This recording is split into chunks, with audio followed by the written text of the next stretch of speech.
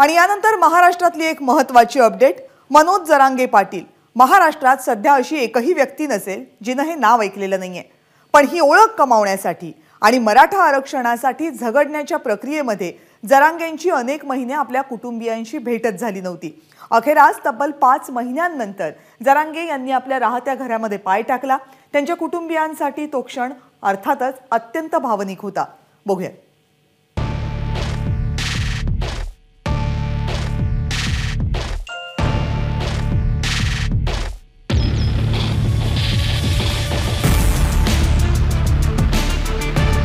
आपण असा निर्धार केला होता की या समाजाला मिळून द्यायचं आरक्षण, त्याशिवाय नाही घरी यायचं। आणि आपण तो पण पूर्ण केलेला।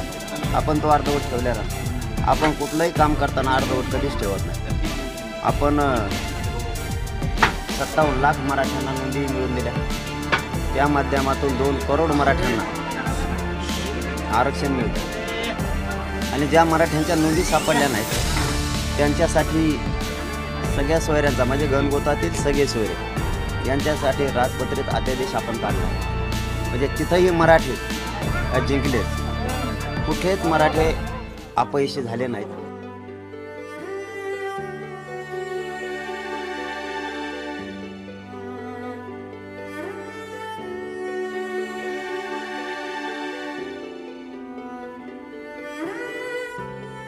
आमचे पप्पा आमच्या घरी आले, पण ते वडील म्हणून नाही, ते पाहुणा म्हणून आल्याचं खूप दुःख होतं।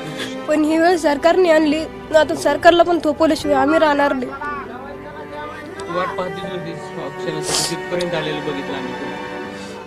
इच्छा होती पप्पाला जवळून पाहण्याची, पप्पाला भेटण्याची, ती पूर्ण झाली। पण सरकारने सरसकट आरक्षण देऊन त्यांना आमचे कायमचं आमचे वडील म्हणून आमच्या घरात आणून सोडावं।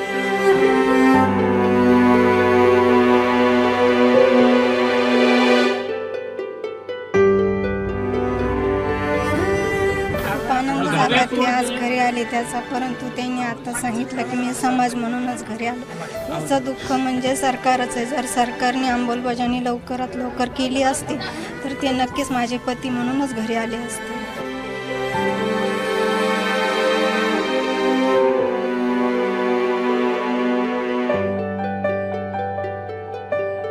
सरकारने लवकरात लवकर अंमलबजावणी करून पप्पाला आंदोलनापासून फ्री करून टाकलं।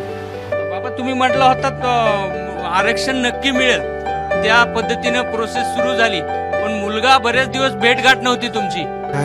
नव्हती, पण आता आरक्षण भेटलंय, आता आनंद झाला।